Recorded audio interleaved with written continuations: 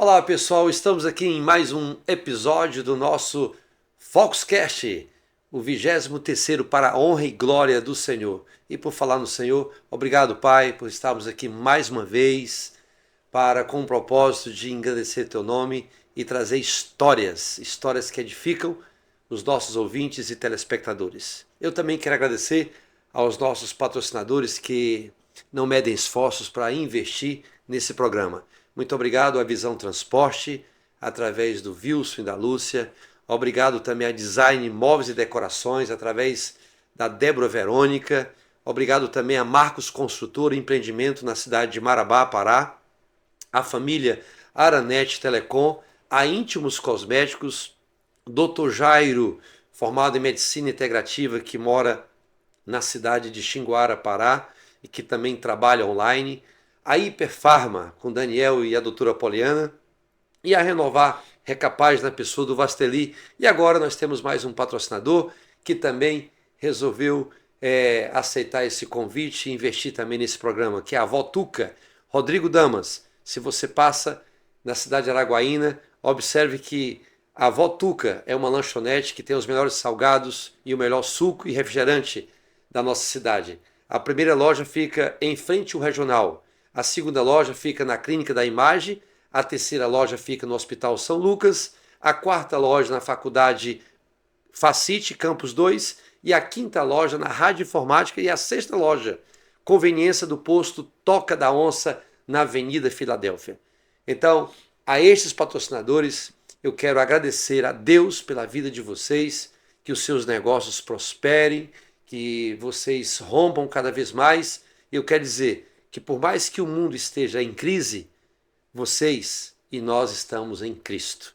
Por isso eu declaro e abençoo os negócios de vocês, a clientela de vocês, o fornecedor de vocês, o produto que vocês comercializam. Nunca vai faltar a farinha da tua panela e o azeite da tua vasilha. Que Deus faça prosperar ainda mais, em nome de Jesus. Quem planta amor, colhe amor. Quem planta milho, colhe milho. Quem planta dinheiro, colhe dinheiro. Portanto, Deus vai retribuir sobre a vida de vocês a 30, a 60 e a 100 por um aquilo que vocês têm semeado nessa terra que mana leite e mel, que é essa terra do podcast. Muito obrigado a todos. E sem perda de tempo, estamos aqui agora com o nosso convidado de honra especial mais uma vez. Vamos aí saudar e agradecer nosso amigo, Bispo Jerônimo Costa. E aí, Jeromão, tudo bem? Posso chamar assim, né? G, Jeromão, Bispo, bem-vindo ao nosso estúdio do nosso podcast. Seja muito bem-vindo mesmo. Obrigado, pastorzão, né? Eu vou te chamar então também de, como eu te chamo, né, pastorzão. Eu sempre digo que os meus amigos mais íntimos, mais chegados, eles me chamam de G, né? Então, assim, fique à vontade, isso para mim é até uma honra ouvir do meu pastor, do meu amigo, o nome G. Pois fique à vontade, pode me chamar de G. Ô, G, beleza, tranquilo. A gente tem tantas pessoas que poderiam vir aqui trazer sua história, como já vieram, e a gente às vezes tem pessoas do nosso lado e que às vezes a gente não atenta. Eu conversando um dia no telefone com você e Deus falou assim para mim: chama ele para o podcast, o Foxcast que eu te dei, chame ele. E eu ouvi a voz de Deus no telefone mesmo, eu te falei, emocionado, e já comecei a chorar ali no telefone, quando eu falei assim: Papai do Céu está mandando te chamar para você testemunhar e falar um pouco da sua história. Eu queria que você compartilhasse com os nossos telespectadores, nossos ouvintes, quem é, ou quem foi e quem é o Jerônimo. Bem, quando você me convidou, né, para participar do podcast e começou a chorar, eu quero reiterar que eu também comecei a chorar, né? Porque às vezes a gente assistindo o podcast, vendo, falando assim, poxa, será que eu tenho uma história para poder passar para as pessoas? Será que eu tenho algo, né? E com o teu convite, Deus também falou no meu coração: meu filho, vai e conte a sua história, né? E então todos nós temos uma história. Como diz meu pastor, meu amigo, fala assim, ele fala que o homem ele tem que ter uma história, É verdade. né? E a gente tem uma história. A gente vem aí nessa caminhada né? Então, assim, a gente realmente tem uma história. E a gente quer conhecer um pouco dessa história. Perfeito. Você nasceu aonde? Passou por onde? Como é que você chegou em Araguaína? A sua história com o trabalho começou muito cedo, ajudando seus pais numa casa de carnes, né? Como essa sua vivência na infância moldou esse homem que você é hoje, esse pai que você é hoje, esse servo que você é hoje. Meu pastorzão, é assim, a minha história, eu costumo dizer que eu venho de uma geração de açougueiros, né? Meu avô, ele trabalhava com carnes. Meu pai e meus tios, todos os meus tios trabalhavam com carnes. Né? Eu costumo dizer que a gente tem essa questão de açougue, de carne é na veia, né? E eu brinco que eu nasci dentro de um açougue. Né? Porque eu muito pequeno, 3, 4, 5 anos, meus pais me levavam de madrugada para o açougue. Meu pai e minha mãe trabalhavam juntos no açougue. E eu, quando pequeno, 3, 4, 5 anos, eu dormia. Meu berço era uma caixa de frango. Então eu ficava deitado Uau. numa caixa de frango de madrugada, né, enquanto eles trabalhavam, e eu ficava ali dormindo. Só que aí eu fui crescendo, aí já não dormia mais nessa caixa de frango, né? Eu dormia naqueles rolos de jornal antigamente, os açougues na década de 70, 80, se cortava a carne, colocava no plástico e embrulhava com jornal. Né? Hoje já não, nem pode mais assim, mas naquela época, aí eu dormia em cima do jornal. Aí eu fui tendo meus 8, 9 anos de idade e eu sempre fui muito curioso com carne, né? Então eu lembro que eu pequenininho, meu pai estava cortando carne e eu chegava perto dele, pai, essa peça é colchão duro? Essa peça é colchão mole, né? Para minha mãe. Então eu desde pequeno eu fui muito interessado em conhecer carne. E quando chegou meus 9 anos de idade, aí eu comecei a desossar. Eu com 9 anos eu já trabalhava no açougue, eu já atendia pessoas, eu cortava bife. Então assim, desde pequeno, né, eu comecei a trabalhar, né, com açougue. E a 9 anos eu já subia em cima de uma caixa, ia desossando carne, né, já ia desossando. Então assim, a minha vida toda foi essa, né? Só que aí o tempo foi passando, né? A gente vai crescendo e meus pais, embora eu trabalhava no açougue, eu acho importante dizer, a gente chegava 5 horas da manhã, 4:30 da manhã, aí eu trabalhava, aí quando dava 6:30, 6:50 eu parava, me lavava, né? Aí eu ia pro colégio. Você acordava que horas todo dia? 4:30, Mesmo criança, 9 mesmo horas? criança. 8, 9 anos de idade. É, Isso aonde? Na cidade? na cidade de Itu, né? Que eu São nasci Paulo. em Itu, São Paulo, né? Meus pais, eles tinham uma casa de carnes no mercado municipal. Não ficava dentro do mercado, mas ele ficava ao redor do mercado, né? E eu cresci dentro do mercado municipal. Cresci conversando com pessoas. Eu vi tanta coisa nessa minha infância. Que assim foi dando bagagem, né? Mas eu vi coisa demais, né? E aí, quando eu fui voltando pro colégio, eu ia pro colégio. Aí eu ia a pé e aí foi aonde que eu aprendi uma técnica, né? Eu não posso dizer que eu faço isso no culto, porque não pode falar, mas eu aprendi a dormir de olho aberto, porque imagina uma criança de 9 anos, 10 anos. Você acorda às 4:30 da manhã. Aí você trabalha até 6:30. Aí você vai para a escola, né? Aí o que eu fazia? Eu sempre sentava na parede do lado direito, porque aí eu encostava assim, ó. E muitas vezes o professor falava e aí eu tava dormindo. Por quê? O cansaço, né? Porque quando eu tinha meus 9, 10 anos de idade, eu lembro que daí eu saía do colégio, eu ia até minha casa, a pé, aí eu pegava, minha mãe já deixava pronta as sacolas com as marmitas, né? Com as panelas do arroz, feijão, né? Aí eu pegava as panelas em uma sacola, E aí eu ia de casa até o açougue, eram uns 5 quarteirões. Aí era onde eu chegava, a gente almoçava. Só que naquela época não tinha igual era hoje. Hoje você tem que almoçar, você tem que descansar. Não, naquela época não. Naquela época você almoçava com um prato de comida assim. A gente tinha uma caixinha de laranja bem reforçada. Então assim, a gente nunca almoçava nós três juntos. Quando eu era pequeno, eu não sabia o que era almoço em família. Primeiro eu almoçava minha mãe, depois almoçava meu pai, depois almoçava eu, às vezes almoçava eu, e era sempre aleatório, né? E a gente terminava de almoçar, então você já ia pro banheiro, escovava os dentes e a gente já ia trabalhar. Então assim, ficava trabalhando, a gente trabalhava até 6 horas da tarde, todos os dias. O sábado era o dia de maior movimento, domingo trabalhava até 11h30, meio-dia, né? Então, assim, foi uma experiência, era muito puxado. Eu me lembro, nessa época aí também, meus 11, 12 anos, que eu terminava de almoçar, por exemplo, no domingo, dava 1h30, 2 horas, eu dormia e acordava na segunda-feira de madrugada. Uau.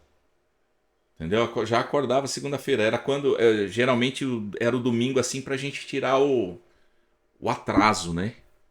Entendeu? Então, assim, foi por muitos anos. Na minha infância, adolescência, foi dessa forma. Mas tem um detalhe. Hoje, eu olho para trás e eu agradeço demais. Se eu tivesse que fazer, eu faria tudo de novo. É uma coisa que eu sempre falo para os meus pais isso. Porque às vezes, meus pais, minha mãe principalmente, fala assim, meu filho, poxa, você trabalhou muito, você fez muito isso, né? E eu falo, mãe, eu faria tudo de novo. Né? Às vezes meu pai também comenta, eu falo, pai, eu faria tudo de novo. Né? Porque foi nessa época que eu aprendi o valor do trabalho, a importância de trabalhar. Né? Eu sempre trabalhei ajudando meus pais. Naquela época eu trabalhava, mas eu não recebia salário. Né? Não era uma coisa, você vai trabalhar e você vai receber. Eu trabalhava e eu precisava de uma calça, eu ganhava, eu precisava de um tênis, eu tinha, então nunca me faltou nada. Né? Nunca faltou meu dinheiro na carteira. Né? Então assim, e eu fui crescendo, né? Honrando meus pais. Entendeu? Dessa forma. E a independência financeira para a família veio logo em seguida, porque trabalhar dessa forma constantemente em São Paulo, né? Ou seja, foi lucrativo, né? Como é que foi a vida financeira, a ascensão da vida financeira? Porque foi a partir daí que você começou a abrir a sua mente para o mundo dos negócios, né? Certo, foi. Quando eu era pequeno, o nosso açougue era pequenininho. Né? Até essa semana eu estava conversando com meu pai. Eu gosto de ouvir as histórias e às vezes eu fico puxando meu pai e minha mãe para contar essas histórias porque sempre nos enriquecem, né? E eles estavam comentando, o nosso açougue vendia, por exemplo, em uma semana, uma vaca e meia. Uau. Uma vaca e meia são 3 traseiros, 3 dianteiros e 3 costela PA. É muito pouco. Se a gente for olhar no dia de hoje, um açougue pequeno vende isso no dia praticamente. E naquela época, aí é onde eu já acredito na prosperidade, né? Nas bênçãos de Deus. Embora nós tínhamos um açougue muito pequeno naquela época, meu pai e minha mãe já tinham uma casa própria, eles já tinham um carro, né? Sempre compravam uma casa simples, mas já tinha 1 ou 2 casinhas de aluguel. Né? E aí veio o Plano Cruzado, em 86, com o Sarney, não é isso? Aí veio o Plano Cruzado e teve aquela época de falta de carne. Né? E os açougues, os donos de açougue estavam sendo presos porque vendiam carne fora da tabela, porque a carne era tabelada. E aí não tinha carne, e quem vendia carne fora da tabela ia preso. Eu, inclusive, um dia, meu pai foi para a delegacia porque eu Sim. vendi uma carne fora da tabela. Eu lembro como se fosse hoje um músculo, Ó, preço fora da tabela, né? E aí o homem foi lá, denunciou. Então eu me lembro, chegou a polícia assim falando: "Ai, o senhor está vendendo fora da tabela, meu pai?" Eu não, né? Aí virou para mim e falou: "Meu filho, você vendeu?" E eu, na minha inocência, vendi. 12, 13 anos, não, pai, eu vendi, o senhor que mandou vender, né? Nossa. Ficou pior pra ele. Aí ficou pior. Mas assim, ele desceu, foi pra delegacia, mas não ficou preso, nada. E aí nessa época, como a maioria dos açougues fecharam, e meu pai, eu tinha um tio que tinha um açougue perto da gente, eles se juntaram, Uhum. né? E eles começaram a trazer carne de fora do estado de São Paulo, se eu não me engano, na época veio do Mato Grosso. Uhum. E como eles tinham muita carne para vender, e a maioria dos açougues fechados, eles deram um boom, né? E aí a gente também teve eu falo assim, uma questão familiar. Meu tio teve um problema muito sério em 86. E aí meu tio era um dos maiores açougues da cidade. E aí por esse problema que meu tio teve, esse problema pessoal que meu tio teve, na época foi até um problema a nível de cidade, o que aconteceu? Como a gente estava trabalhando dessa forma e acabou o plano cruzado, aí a nossa casa de carnes deu um boom. Aí a gente começou a vender assim do dia para a noite foi algo sobrenatural. Da gente sair de uma vaca e meia por semana, vamos dizer assim, para 7, 8, 10 vacas dia, por Meu exemplo. Deus. Né? Um açougue que tinha um funcionário. Eu lembro que tinha um funcionário que ajudava a fazer linguiça, ele fazia bico, diária, né? A gente chegou a ter 10, 15 açougueiros. Aí E aí, bombou. aí bombou. Aí foi quando a coisa explodiu, de 86 para cá. E aí meus pais, né, souberam aproveitar bem. Eu lembro que nessa época tinha também o overnight, aquelas aplicações que você aplicava Uhum. hoje, amanhã o dinheiro já dobrava. Então assim, e aí eles souberam aplicar bem, fazer essas aplicações, e eles começaram a aplicar em imóveis. Uhum. Começaram a comprar imóveis, Ótimo. né? E aí a coisa foi crescendo. 86, 87, 88, 89, 90. Época de 90, 91 também, a gente na década de 90, então a gente consolidou. Como, eu não digo talvez a maior casa de carnes de Itu, mas com certeza entre as três maiores, mas eu acho que era a maior casa de carnes de Itu. E aí a gente Você já foi. tinha quantos anos ali já? Ah, eu tinha 13, mas aí em 90, por exemplo, eu já tinha 17, 16, 17, né? Aí a coisa já deu essa virada e meus pais sempre falaram, né?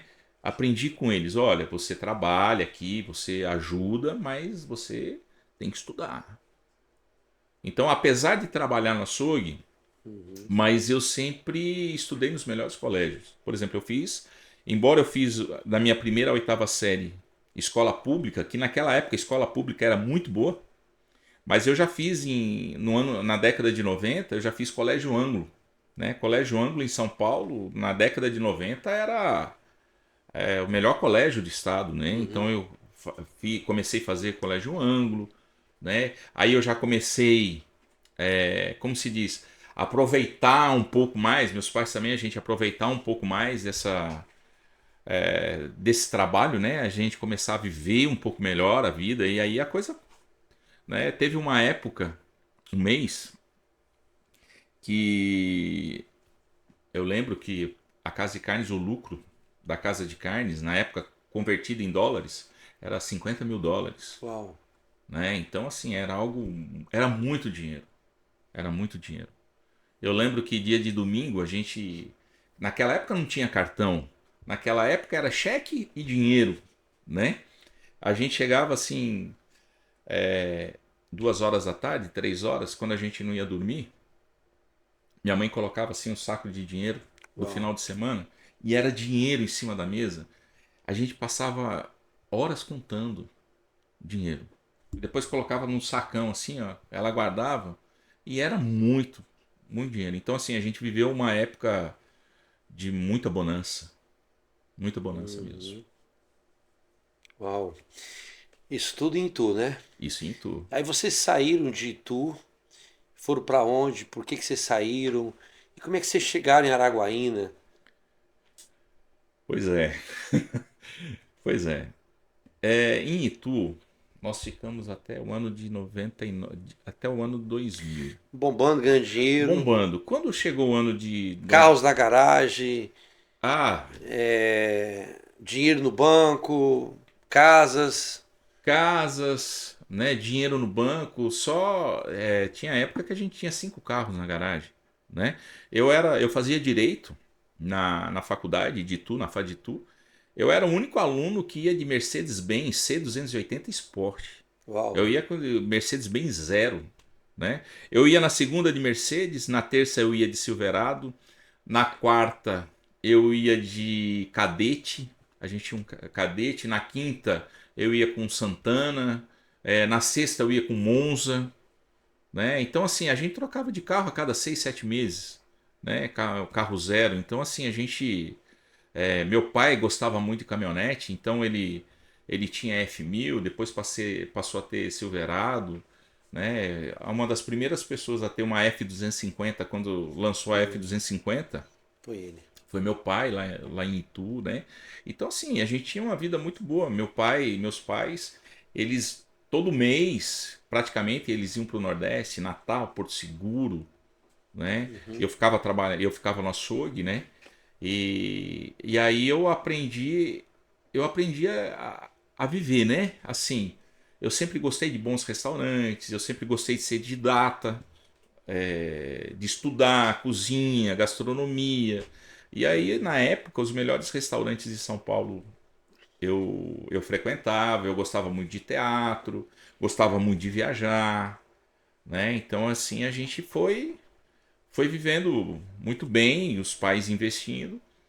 Só que quando foi em 99 a gente passou, não financeiramente, mas a gente passou um período muito difícil lá em Tu, né? Um período assim de muita dificuldade pessoal, familiar. E aí eu conheci uma moça, né? Que morava em Recife. Uhum. E aí foi onde eu casei com essa moça. Uhum. E aí eu decidi ir para Recife. Uhum. Do nada, Ah, tá. entendeu? A gente muito bem instalado, muito bem profissionalmente, né? Nessa época meus pais já tinham a casa de carnes, já estava comigo, né? Eles já tinham deixado a casa de carnes comigo, né? E aí eu acredito muito no plano, propósito de Deus, né? E aí eu vendi e fui para Recife, né? Num período difícil, conturbado, familiarmente falando, né? Eu com os meus pais. E aí eu decidi ir para Recife, né? Aí fui para Recife, a gente montou uma empresa em Recife. Isso eu estou falando aí de 2001. A gente montou uma empresa grande, uma casa de carnes muito grande lá em Recife. A gente tinha 25 açougueiros nessa casa de carnes, né? Era uma casa de carnes, uma indústria de embutidos também. E hoje eu falo que, assim, com muita propriedade, eu abri o negócio certo no lugar errado. Uhum. Né? Eu falo porque a gente tem que assumir, né, os nossos erros. E hoje, com a experiência que eu tenho, eu não teria aberto no local que eu abri. Uhum. Era um baita de um negócio, só que no local errado. Se eu tivesse aberto em outro local, num local tipo Boa Viagem, Casa Forte, que era um local, eu abri uma casa de carnes com um padrão muito alto, num lugar popular, né? E embora eu vendia muita carne, mas eu não conseguia agregar valor, Uhum. né? Talvez eu brinco, por isso que eu acredito muito em propósito. Talvez se eu tivesse montado no lugar certo, eu não estaria aqui hoje, né? Tendo essa conversa franca Uhum. aqui com você.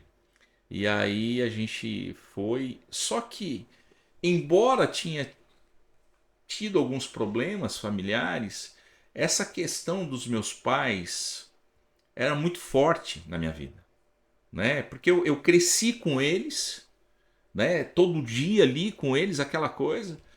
E eu lembro que eu convidei meu pai e minha mãe para vir para Recife. Vida nova, tudo novo, né? E aí meus pais aceitaram, Uhum. né? Porque eles também tinham o desejo. Um ano antes, meu pai tinha comprado uma casa em Ponta Negra em Natal. Ele Uhum. estava indo de avião Uhum. para assinar, para fazer a escritura, fazer o pagamento. Aí ele teve uma gripe muito forte, teve uma dor de cabeça terrível no avião. Quando ele desceu, ele falou: "Não vou comprar casa". Uau. É, e não comprou. Eu fico imaginando quanto deveria valer uma casa hoje. Naquela época, Meu- 99, ele estava comprando uma casa por R$ 40.000. Né? Hoje, de 99 para cá, R$ 40.000, se a gente for ver. 40 milhões. Não digo, mas assim, era um baita de um valor, né? E aí ele não comprou. E, e eu falando com ele com eles, né? Ó, vem para Recife, vida nova. Meus pais resolveram ir para Recife. Eu, casamento novo, recém-casado. Aí permita fazer aqui um comentário, né? É um casamento assim que não teve direcionamento de Deus. É por isso que eu falo, homens, busquem direcionamento do Senhor. Busquem direcionamento de Deus quando você for casar, né? E eu entrei num casamento muito atribulado.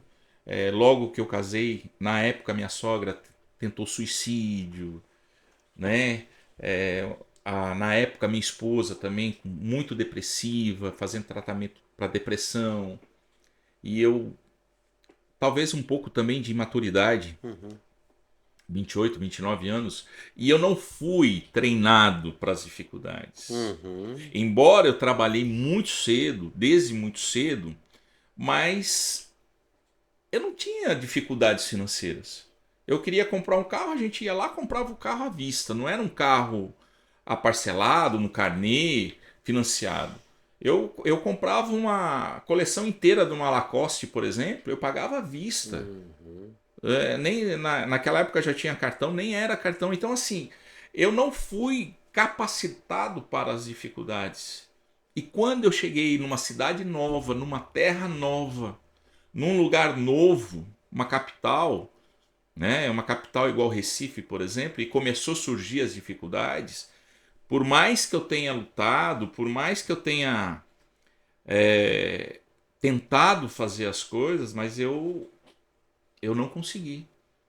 Eu entrei em desespero, eu entrei muito.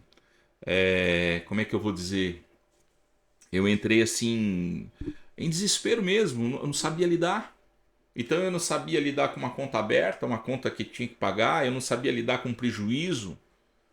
E aí, quando você não sabe lidar com essas situações, tudo potencializa, né? Uhum. Porque quando você está passando por uma situação de dificuldade, você tem que ter a cabeça fria, você tem que ter Deus, mais uma vez, buscar direcionamento Uhum. do Senhor, né? E eu não tinha nada disso.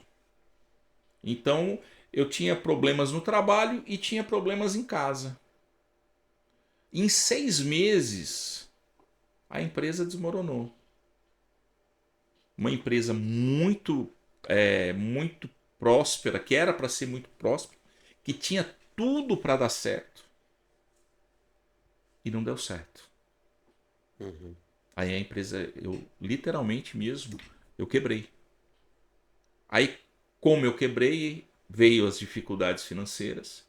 Aí meu casamento, que ele não era alicerçado, Uhum. a base dele não era em cima da palavra de Deus, né? Não foi um casamento alicerçado. na palavra de Deus. Então eu não tive maturidade. Na época, ela também não teve, então ela não teve. Ela um dia me disse: eu não nasci para conviver com contas em atraso, Uhum. né?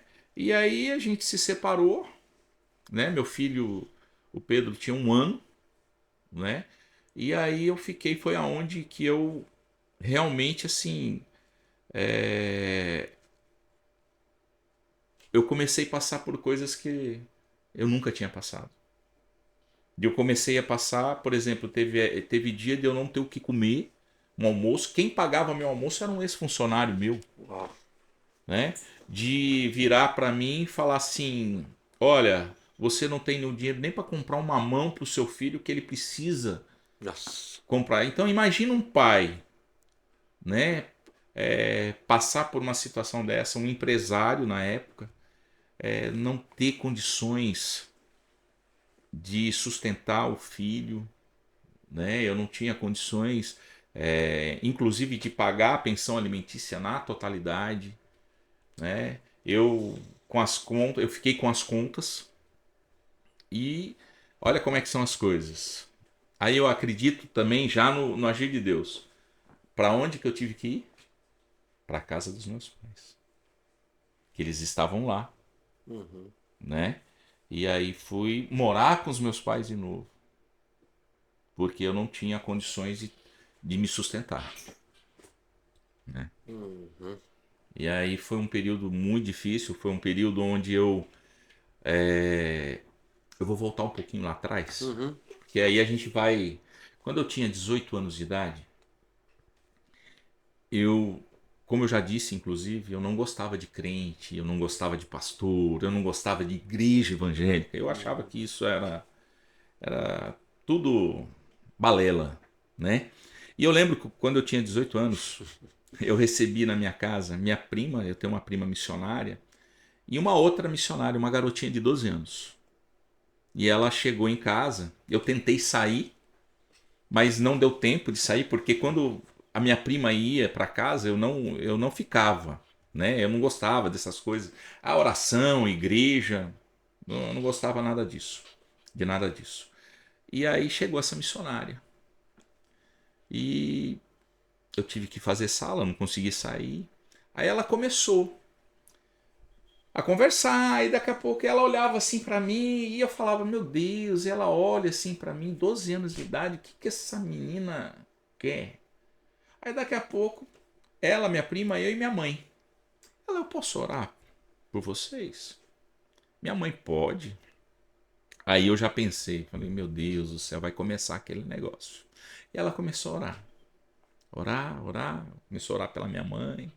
Aí orou pela minha mãe. Aí veio na minha direção e colocou a mão no peito aqui. Rapaz, e Deus usa os Uhum. profetas. E começou a orar.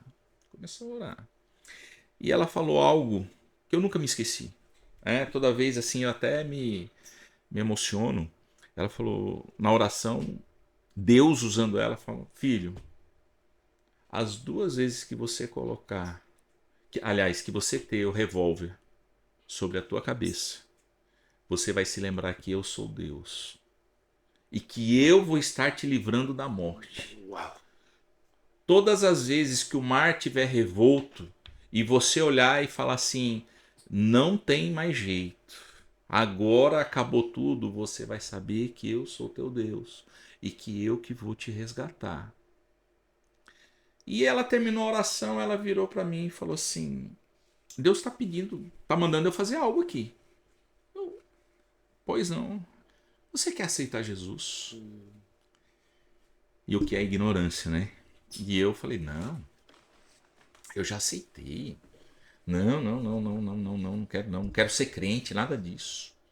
E quando eu falei isso, ela foi pega de novo, em espírito. E ela apontava o dedo para mim e falava: você vai ser um pastor. Uau. Que lindo, hein, cara? Você vai ser um pastor. E todas as vezes que você vê, eu vou te livrar da sombra da morte. Você Hum. vai ser moído a pó. Hum. Você vai ser moído a pó. Mas e tudo isso é para você saber o que eu vou fazer com você. Uau. Porque você vai ser um pastor. E um dia você vai vir até mim. Eu nunca me esqueci daquilo. Isso antes de ir para Recife. Isso antes de ir para Recife. Eu tinha 18 anos de idade. No auge. No auge da juventude. Entendeu? No auge. E aí... Mas eu nunca me esqueci dessa palavra. Porque a partir de 99, quando eu falei que começou a ter alguns problemas, eu me recordo, a gente morava no melhor prédio da cidade.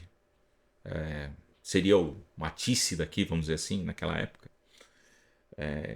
Por 5 sábados, ao meio-dia, um urubu. Um urubu, ele ficava na varanda do apartamento. Por 5 sábados. Dava meio-dia, vinha um urubu, não sabe-se lá da onde, e ele ficava na varanda. E aí as coisas começaram a acontecer. Eu sofri um acidente de carro.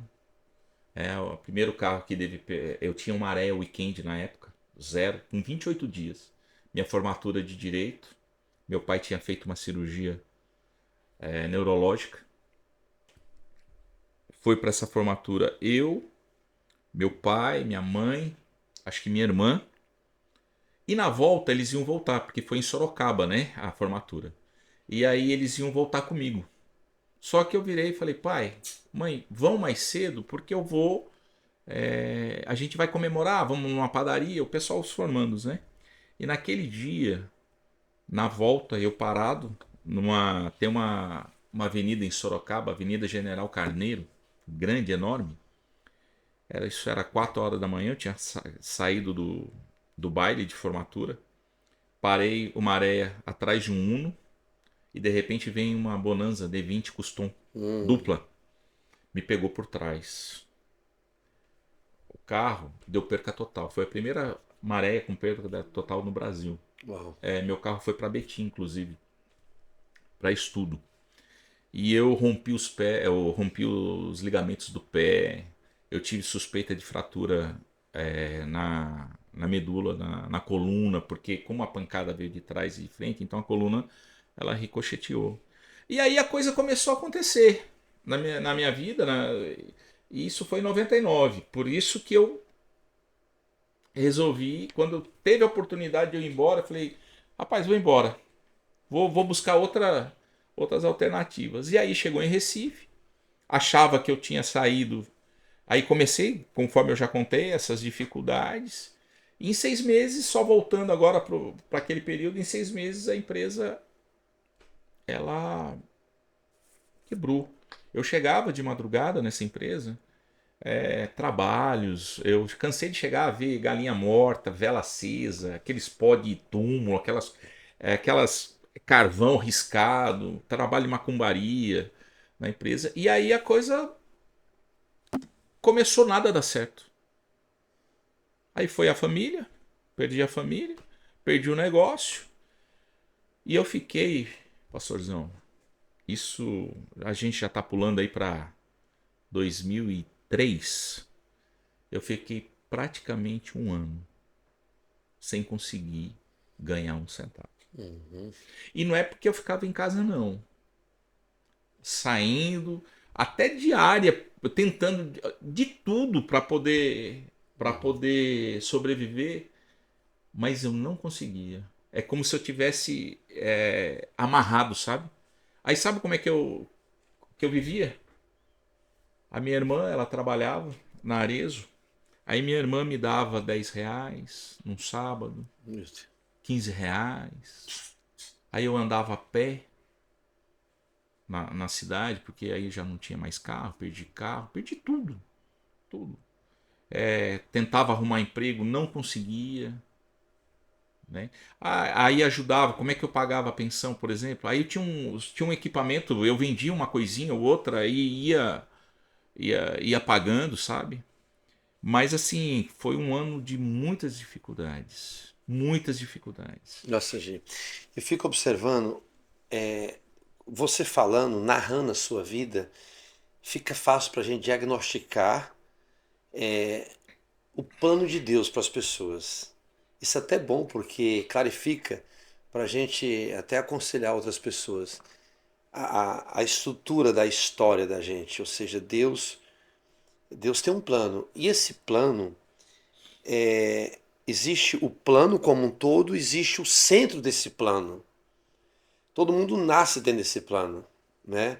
E Deus vai conduzindo a gente para o centro desse plano.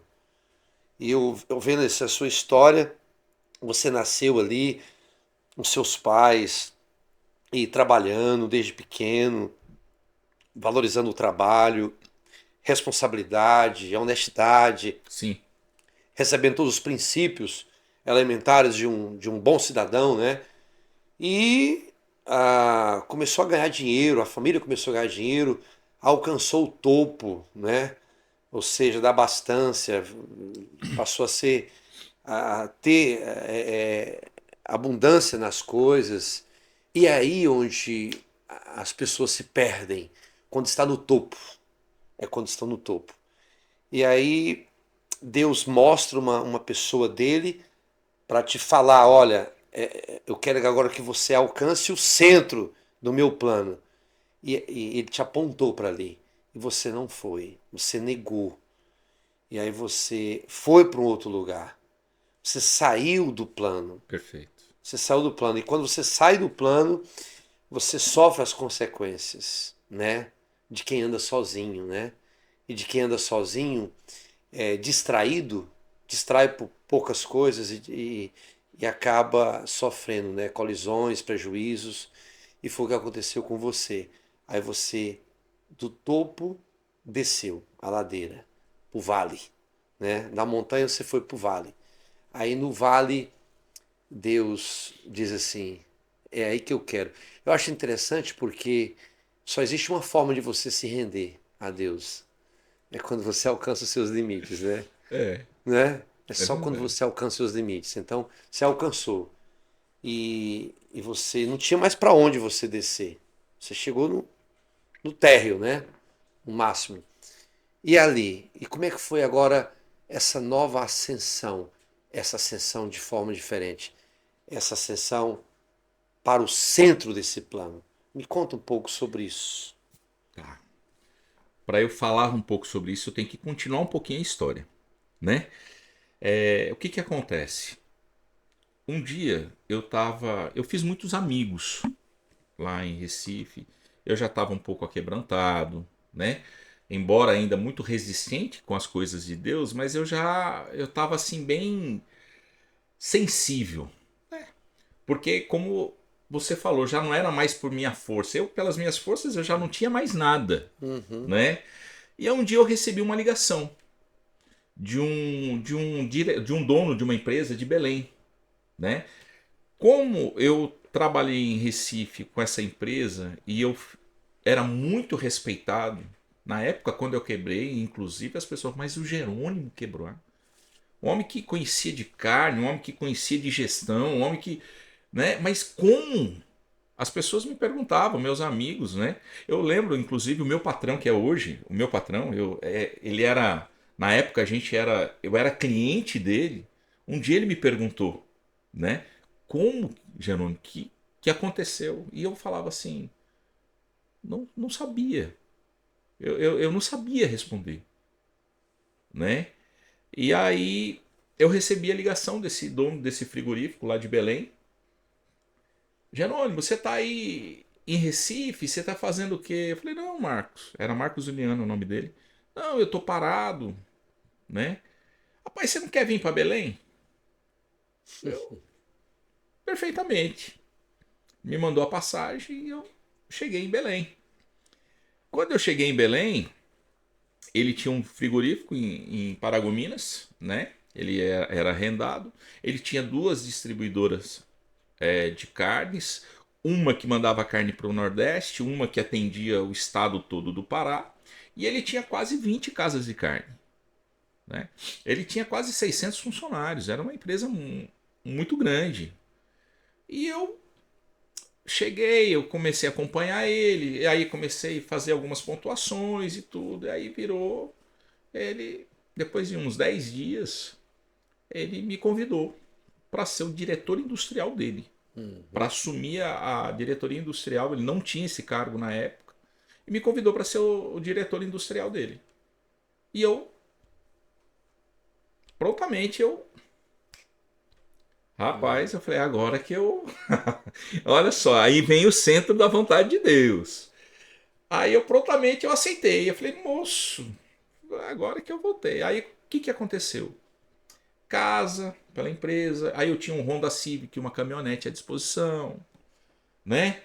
Um baita de um salário, um baita de um cargo. Aí eu falei, pronto, voltei de novo para carne seca, né? E aí comecei a trabalhar e aquela coisa. Aí o ego infla de novo, né? Não lembrei de agradecer a Deus, né? E a coisa vai. Aí um dia toca o telefone, eu fiquei amigo dele, da família. A esposa dele, a dona Penha, me liga. Jerônimo, você tá onde? Eu tava, acho que... Eu não lembro onde tava, e eu falei, não, mas o que foi? Não, eu tô com uma profeta aqui em casa, e essa profeta tá falando de alguém que trabalha na empresa, e acho que esse alguém é você, pelas características é você. Você não pode dar um pulo aqui em casa? Tá bom, eu vou. Rapaz, eles moravam num condomínio, cheguei lá. Cheguei lá, aquelas senhoras da Assembleia, né? Do coque preso, assim, aquele coque assim, né? Aí quando eu cheguei na porta, ela falou, é você. Ali já foi tomada em línguas e tal, e o negócio... E aí ela começou... Ela falou, olha, eu vejo uma cobra grande atrás de você querendo te pegar. Você não vai ficar nesse trabalho. Você vai sair. Lembra quando eu te falei que você é meu, que você é separado? Pois é, você é separado. E você ainda não aprendeu. Ela falou com essas palavras. E você ainda não entendeu. Então você vai voltar. Você vai voltar pro pó. Pastorzão, eu ouvi aquela palavra, aí já não foi igual a que eu recebi há 18 anos, quando eu tinha 18 anos. Foi diferente. Eu já recebi e eu fiquei com medo. Eu falei, meu Deus do céu, o que será que vai acontecer comigo? Rapaz, mas não deu outra.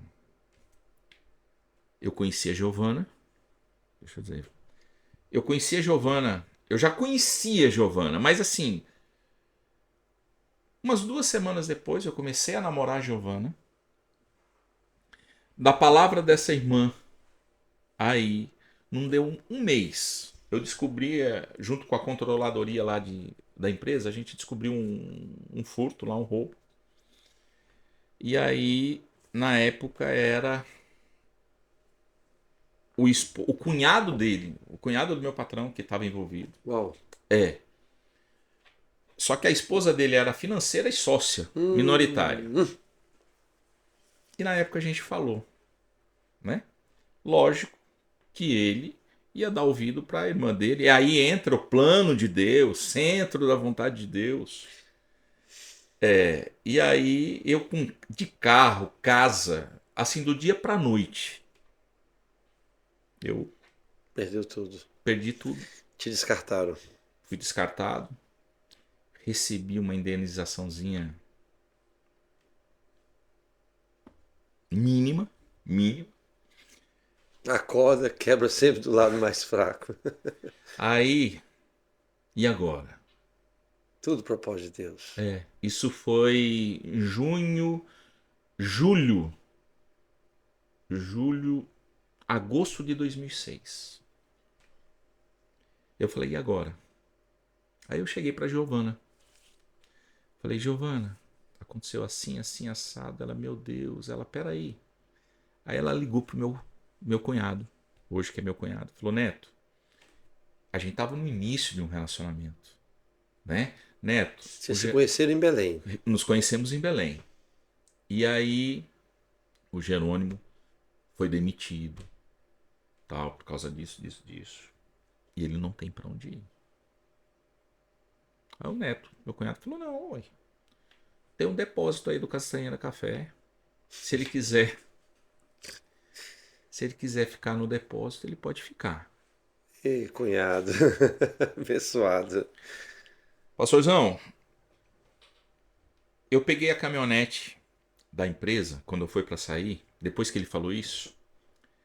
Aí eu fui, a casa que eu morava que era alugada pela empresa, era mobiliada, então eu peguei só minhas coisas.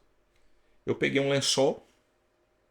Eu tinha uma malinha pequena, mas que não cabia minhas coisas. Eu peguei um lençol, coloquei tudo, minhas roupas. Sabe quando você amarra e coloquei na caçamba da caminhonete?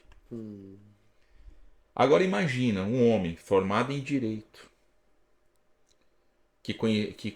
conheço Itália, França, Suíça, conhece o Brasil todo.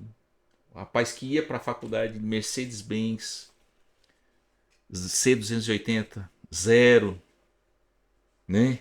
Que nunca tinha tido problemas com dinheiro.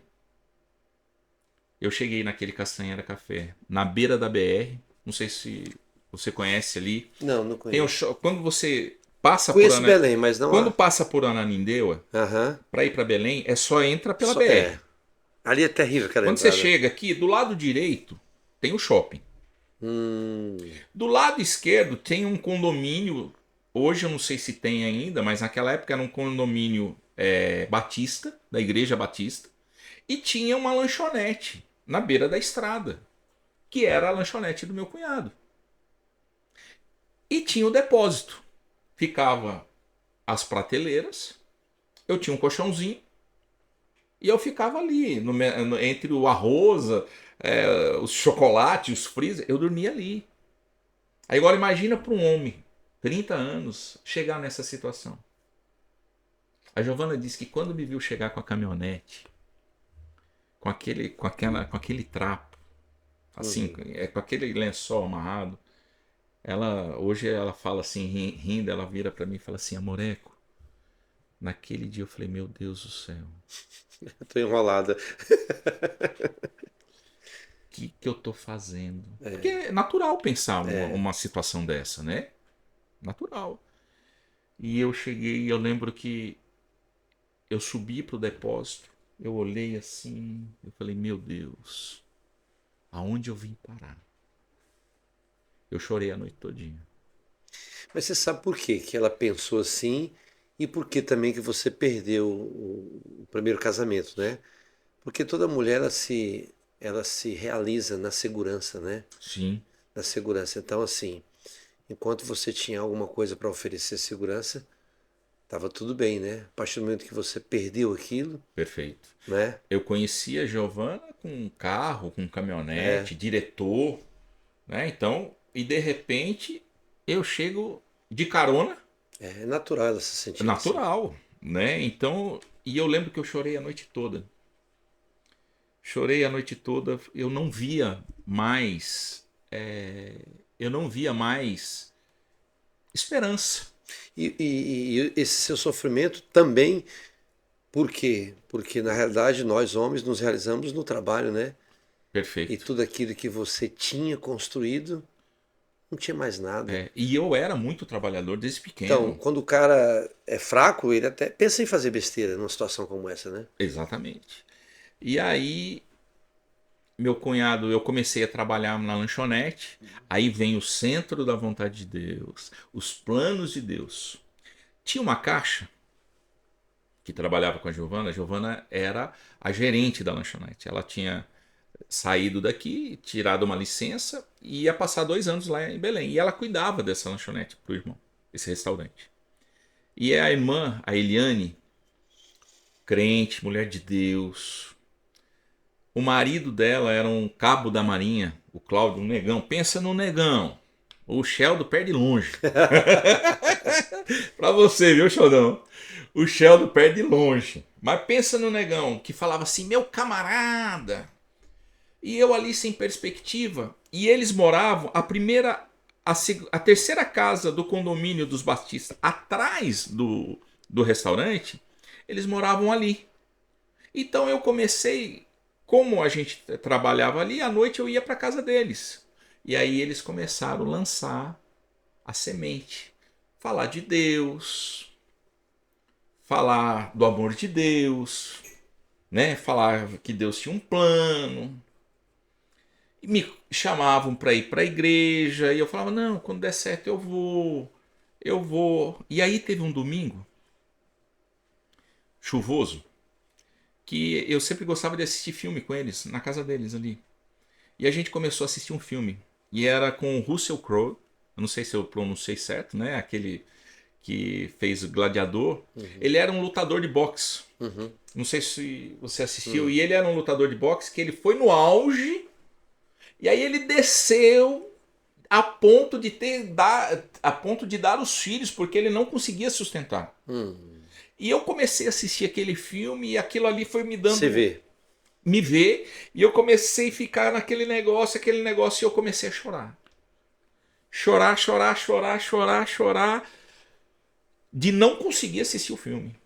Não, para, e eu comecei a chorar, e naquele dia o Cláudio, meu camarada, isso era umas 2:30 da tarde, uma chuva lá em Belém, vamos para a igreja hoje? Eu falei, vamos. Chorando, eu falei, vamos. Rapaz, mas ele, acho que ele pensou, né? Ele, rapaz, é agora que eu não vou deixar escapar mesmo, não. Então bora. Aí pegamos o culto das 4 horas. Aí quando a gente chegou na igreja, eu vi aquele tanto de gente, uma igreja grande. E aí eu ali, tímido, achando estranho, tudo estranho, porque eu não estava acostumado com aquilo. E aí começou a palavra. E o pastor, não tem aquela coisa que quando você começa a ouvir a palavra, nossa, ele sabe a minha vida todinha. E ele começou a falar sobre dificuldades, sobre isso, aquilo. E eu comecei a chorar, chorar, chorar, chorar, chorar, chorar.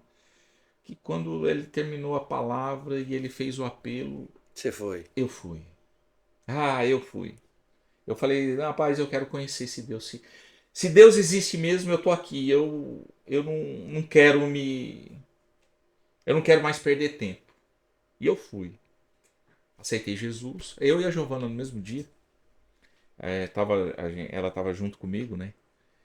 E aí eu comecei a receber, né? Eu ainda muito sem conhecer muito a palavra, mas eu comecei a sentir um amor, a sentir algo aqui dentro que eu nunca tinha vivido, eu nunca tinha experimentado, eu nunca tinha passado Uhum. por isso. Né? E eles todos os dias falando do amor de Deus e meu camarada, Deus é contigo. E ele profetizava, meu camarada, ainda vou te ver numa caminhonete, meu camarada, ainda tu vai ter um negócio, meu camarada, você é muito próspero. E eu, e eu comecei, Uhum. né? E eu comecei a receber Deus aquilo, profetizando a nova versão, a né? nova versão. E aí a coisa indo bem, eu lá já assim me enturmando na igreja com sede, até que um dia eu recebo um telefonema.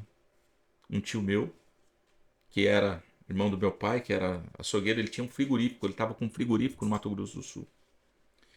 E ele virou para mim e falou assim: G, o que você tá fazendo aí? Não, eu tava assim. Aí eu já tinha virado a chave. Embora eu morando num quarto, num depósito de lanchonete, embora eu ajudando ali, eu fazia lanche, mas eu estava extremamente feliz. Algo assim Radiante. radiante, porque eu tinha conhecido o amor de Deus, Paz. paz. Então eu estava um homem feliz, eu não ficava remoendo o meu passado, eu não ficava perguntando por quê, eu só olhava para frente. Uhum. Né? E muito feliz. Aquela família me abraçou, meu cunhado também. Na época me abraçaram, todos me abraçaram e eu estava me sentindo confortável por Deus, pelas pessoas. E aí Uhum. meu tio me ligou. Que você tá? Aí eu falei, olha, eu tô aqui, tô. Rapaz, vem pra cá. Vamos tocar o frigorífico aqui comigo aqui, a gente recebe aí um.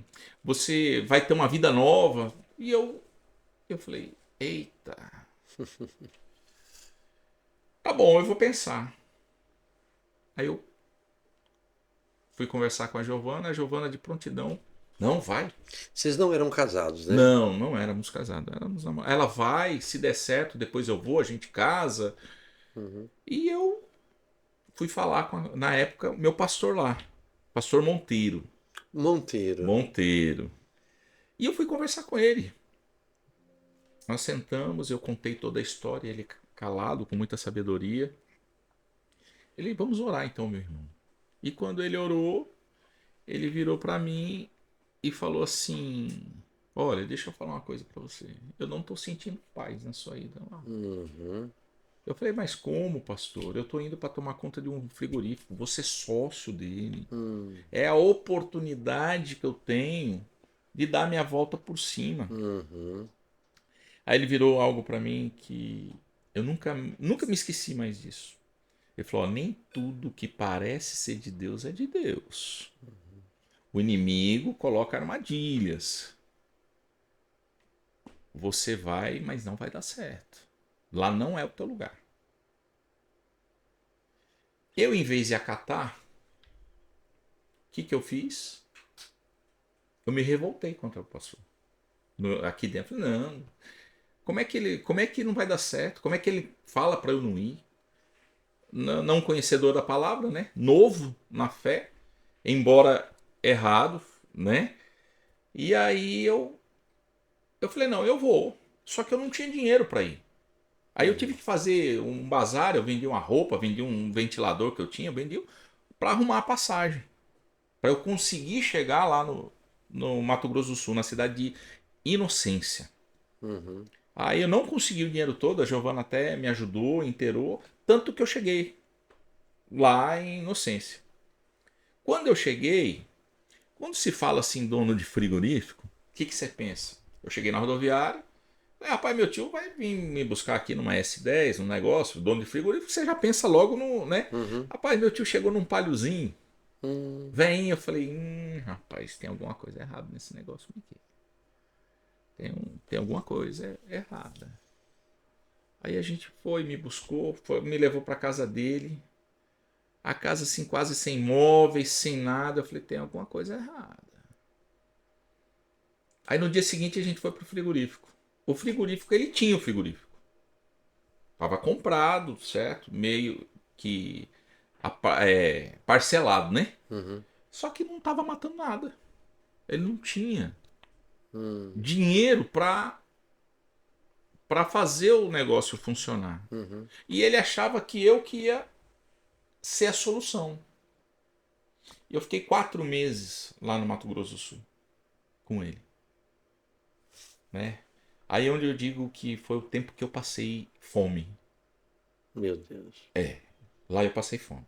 Lá eu dormia na cozinha com a cama do lado do botijão de gás. Assim, ó. Eu dormindo aqui e o botijão de gás aqui. Eu falei, se esse botijão vazar, eu vou morrer bem aqui.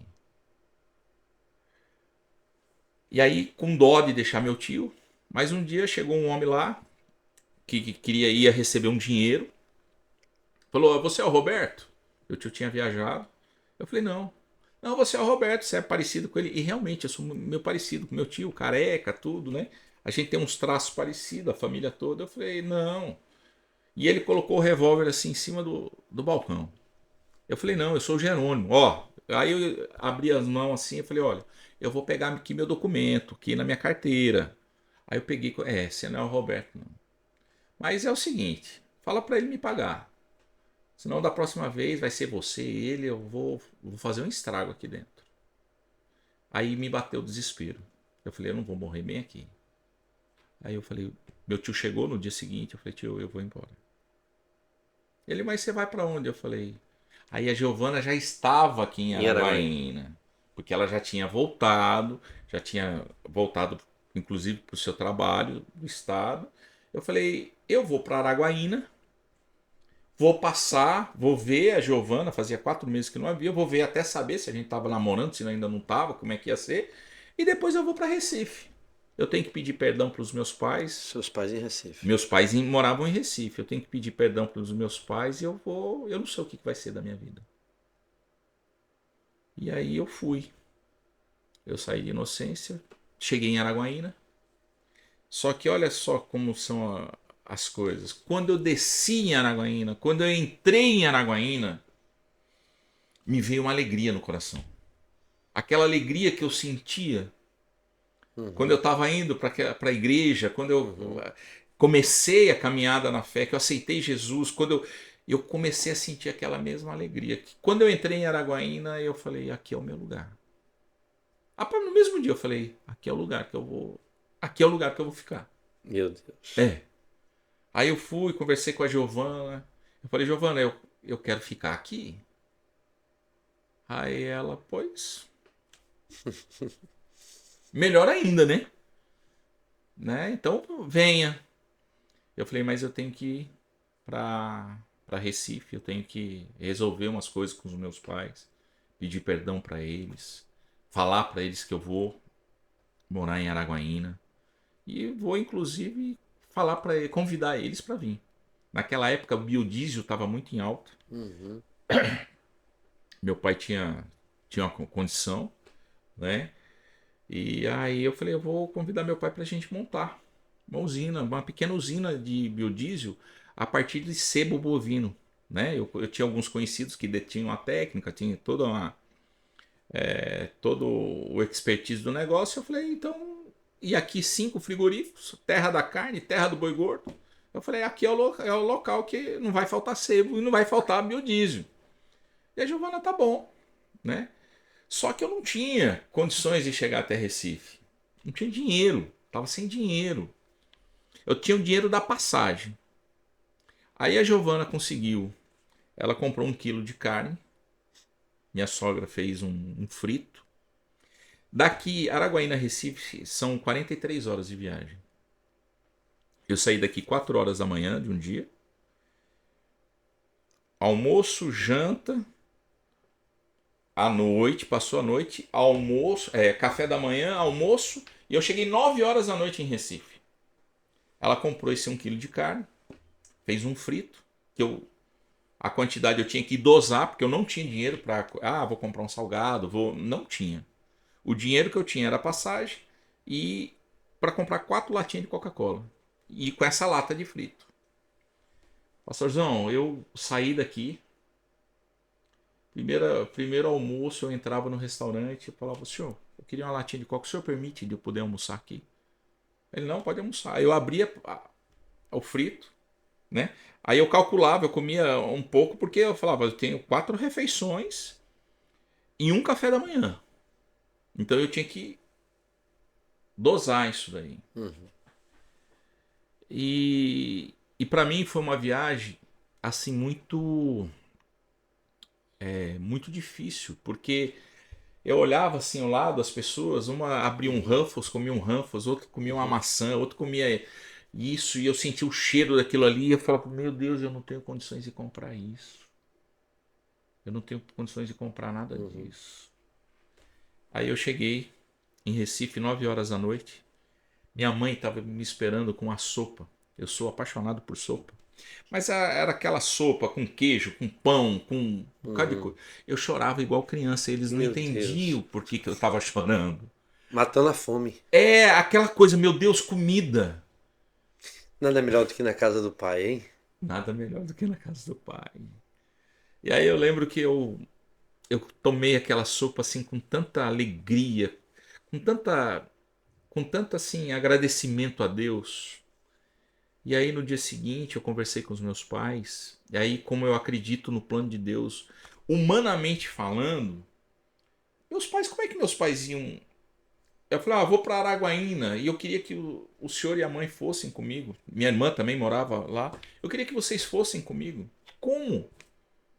Uma terra que eles nunca ouviram E outra falar. coisa, se você tivesse pelo menos, fosse uma pessoa bem sucedida, tivesse as coisas, Perfeito. não, vamos lá que tá dando certo. Mas como é que vai seguir um quebrado? Exatamente. Exatamente. Exatamente. É, Embora seja filho, né? assim, embora seja filho. E ali eu lembro que minha irmã falou: eu quero ir. Minha mãe falou: eu vou. Aí meu pai virou e falou assim: nós vamos. Eu falei: então tá bom. Uau. Eu vou na frente, vou ajeitando, vou alugando uma casa. E aí eu vim na frente, com a coragem, a fé, sem nada, sem nada, eu sem nada. Fiquei numa pousada 40 dias antes deles chegarem. E aí eles chegaram. E aí começa de novo, como se diz, tudo de novo, né? Eu cheguei aqui em fevereiro de 2007, 18 anos, já que eu estou aqui em Araguaína. 18 anos. Aí eu cheguei aqui há 18 anos atrás para montar o biodiesel. Só que aí quando eu comecei, eu fui um dia para Brasília, fui um dia para São Paulo. Quando eu comecei a ver como era esse negócio mais a fundo, tinha muita propina, tinha muita coisa em Brasília. E eu pensei, eu falei, eu não, esse negócio não vai dar certo. Não vou fazer esse negócio. E assim que eu cheguei, voltando um pouquinho para. E assim que eu cheguei, eu comecei a frequentar. Porque aí quando eu cheguei aqui, eu falei, eu preciso congregar. Porque aí eu aprendi a lição. Eu falei, eu preciso congregar, eu preciso escolher uma igreja para eu participar, porque eu preciso aprender mais de Deus. E aí, meus pais chegaram e eu comecei a ir em algumas igrejas, né? Eu fui numa igreja ali, fui numa igreja acolá. Aí eu fui numa igreja de uma folhinha, a igreja Ágape. Não sei se o senhor conhece a igreja Ágape, né? E ali eu. Já ouvi falar, Já já. ouviu falar, né? E ali eu fui. Rapaz, eu gostei demais ali. Aí fui em outras igrejas assim, mas o meu coração ele pendia pra folhinha. Aí eu falei pra Giovana, eu falei, Giovana, eu vou lá para aquela igreja lá. Aí como a gente era namorado ainda, eu falei, se você quiser ir comigo, a gente vai junto. Mas se não, se você não quiser ir, fica à vontade. Mas eu vou para aquela igreja lá. Aí a Giovana, não, eu vou com você. E aí eu comecei a ir na igreja. Aí no meu segundo culto, quando eu fui, tinha um pastor lá, um pastorzão lá, meio alto, da perna um pouquinho tortinha, pregando, tal, e eu ali, rapaz, como a palavra me falou meu coração, e aí acabou o culto. Quando acabou o culto, eu tô saindo, ele vira para mim e fala assim: "Ei, você". E aí eu, de forma surpresa, você, vem cá, vem cá. Aí eu fui, né? Eu falei, eu pensava, o que esse homem quer falar comigo? Aí ele virou para mim e falou assim: "Olha, eu não te conheço, não sei quem você é. Acho que é o segundo ou terceiro culto que você tá vindo aqui, né?" Eu falei, pois é, mas Deus fala comigo e Deus falou algo para mim. Aí eu falei, pois não. Ele falou, Deus me disse que você é um pastor, que é para eu investir em você e que um dia você vai ser um dos meus braços direitos aqui dentro. Meu Deus, eu recebi aquela palavra. Eu falei, meu pai, e agora? Aí eu lembrei daquela menina de 18 anos, eu lembrei daquela senhora profetisa, aquela profeta. E ao invés de eu ter zombado, de eu ter desdenhado, de eu não ter levado a sério, eu falei amém. Que seja feita a vontade de Deus. Né? Para a honra e glória do Senhor, aquele pastor que falou comigo, que está aqui à minha frente, né? A gente já tem 18 anos de caminhada, 18 anos que eu venho aprendendo e assim, eu quero falar diante das pessoas, diante do microfone. Honra quem tem honra. Então eu quero honrar o meu pastor, porque ele acreditou em mim. No pior momento da minha vida, onde eu achava que não era nada, ele foi usado por Deus. E falar, você vai ser um pastor. Eu vou investir em você. Mesmo sem me conhecer, ele ouviu a voz de Deus. E ele investiu em mim. Então assim, eu louvo a Deus pela sua vida. Eu não tenho dúvida nenhuma daquilo que Deus fala para mim, as coisas, né? Que não é fácil para você acreditar nas pessoas, porque hoje a maior crise, Jerônimo, é a crise de confiança. Sim, É a falta de confiança nas pessoas, né? E você chegar, ver um forasteiro chegando na igreja e você falar dessa forma, é só se Deus falar. E você tem que ter essa sensibilidade de ouvir Deus. Eu não tive dúvida, né? Assim como Deus falou para mim que a Meire ia ser minha esposa, assim como Deus falou para mim que era para mim cuidar dela. Ou seja, essas vozes que é a voz de Deus, né? Que chegam em mim que eu ouço com muita clareza. E essa mesma voz disse que era para mim te pegar e te levar numa empresa que é na Guaína, né? Sim. Você lembra disso? Lembro, lembro. E aí eu comecei a congregar, a gente começou a cuidar de mim, né? E realmente, como não tinha dado certo o biodiesel, eu voltei de novo a estaca zero. E agora? O que eu vou fazer? E aí um dia, o senhor me ligou, era umas 9 horas da manhã. Ó, tô passando aí para te pegar. Eu falei, tá bom. Vesti a calça, uma camisa. A hora que tu passou, tu nem me falou para onde ia, né? Eu nem sei se eu posso citar o nome da empresa. Fica à vontade. Eu falo isso porque, assim, eu falo com orgulho de ter feito parte Sim, dessa tem que honrar empresa, também. honrar, né? E eu lembro que você me levou para me apresentar para Dona Denise, né? E você falou algo, mais uma coisa que me impactou. Olha, Denise, vou apresentar o Jerônimo. O Jerônimo é especialista em carnes, trabalha com carnes, entende de carnes e eu quero te falar uma coisa. Ela ficou olhando para você. Eu coloco minha mão no fogo por ele. Contrate ele. Contrate ele, que você não vai se arrepender. Após essa palavra sua para ela, peraí. Aí ela ligou pro esposo dela, o Edivaldo. O Edivaldo imediatamente me chamou, né? Fui pro escritório dele. E ali eu saí de lá com trabalho, né? Aí onde vem também a humildade, Uhum. né? Um homem ali formado em direito, especialista em carnes, com tudo, ele me chamou para fazer um serviço. Uhum. Qual era o serviço? Era fazer uns cortes, temperar esses cortes, colocar para vender e fazer ali degustação, assar. Só que quando ele falou, ele ainda até perguntou, mas você com todo esse currículo, você faz isso? Eu falei, faço, pode deixar. Eu enxerguei aquilo como uma oportunidade. Isso. Por isso que a gente tem que estar atento às oportunidades.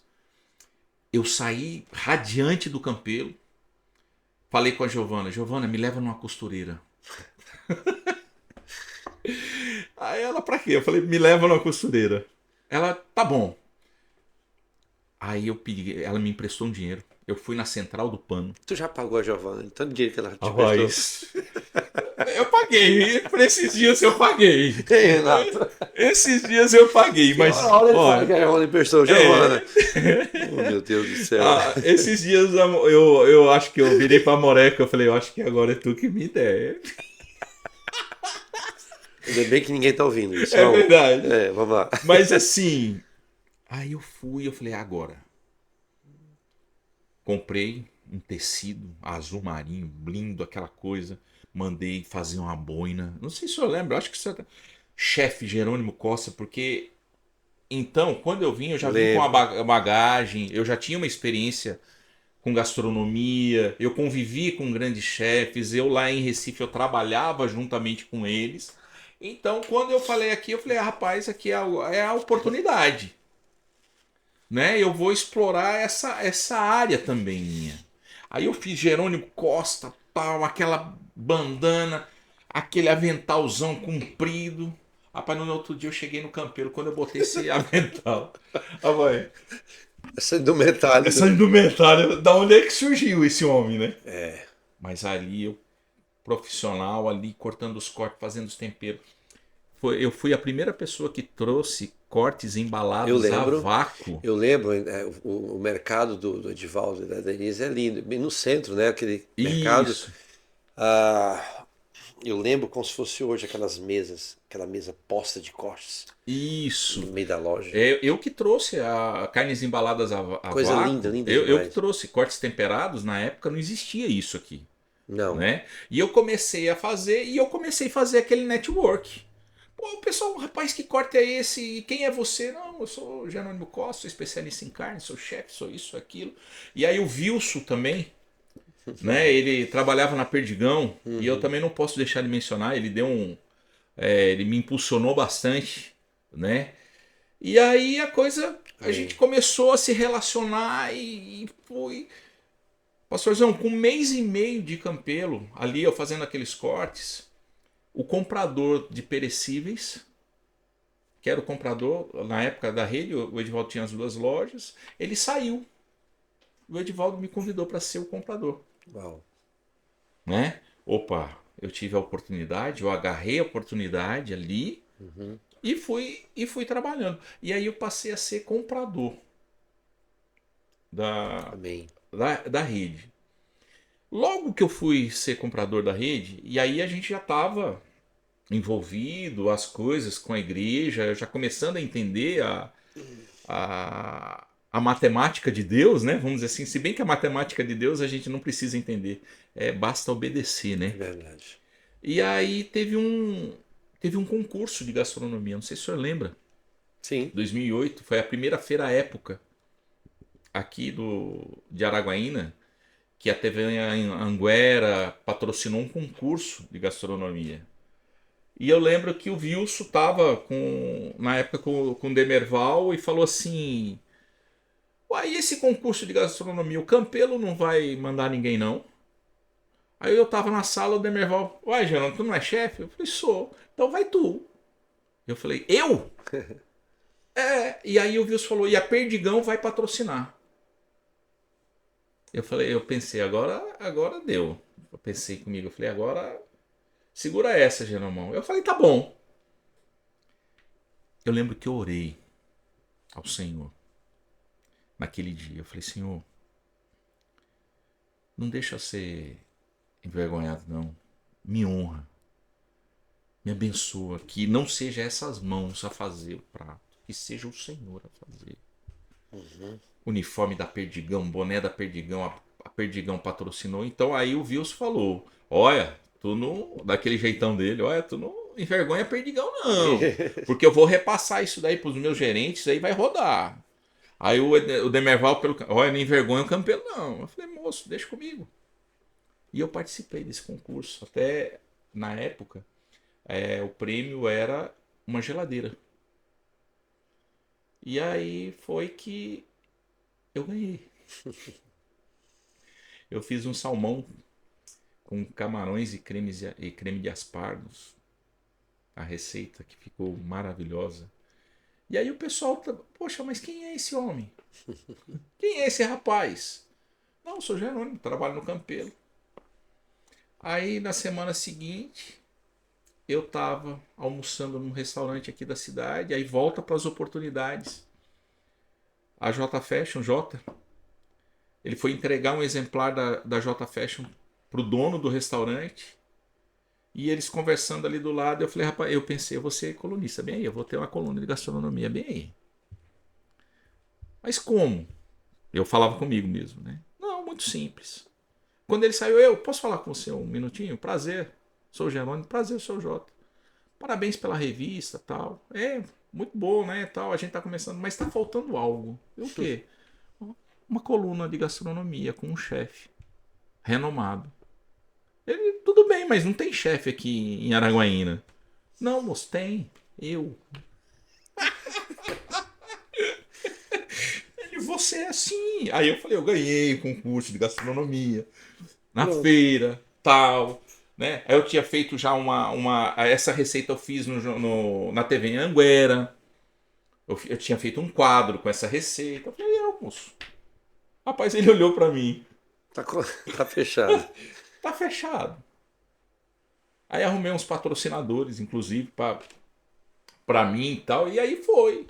E aí foi aonde o propósito de Deus, né? E o trabalho, a humildade em querer começar de novo, sabendo que eu tinha que começar de novo. Aí já não tinha mais aquela questão de grandeza, não tinha mais aquela, eu era assim. Não, não. Aí eu fui sendo curado aqui, através da palavra de Deus, na igreja, Ágape. Aí eu passei a ser curado de muitas coisas, de muitas bagagens que eu carregava da minha infância, da minha adolescência, da minha juventude, muitos traumas, né? E aí eu comecei a passar por um processo de cura mesmo da alma, um processo de libertação. Ótimo. Eu vejo, Jerônimo, que você teve vários ciclos diferentes na sua vida, né? Na vida do negócio, né? Dono de casa de carnes, frigoríficos, coordenador de grande empresa. E hoje, assim, para a gente já partir para o final, eu sei que está muito gostoso, mas nós temos nosso tempo aqui limitado. Eu queria que você fechasse com a questão família. Você casa com a Giovana, É, tem uma filha, que eu quero que você também cite ela, e a Giovana também tem um filho, e você passa a ser pai desse filho. Eu queria que você fechasse falando um pouco sobre família e paternidade.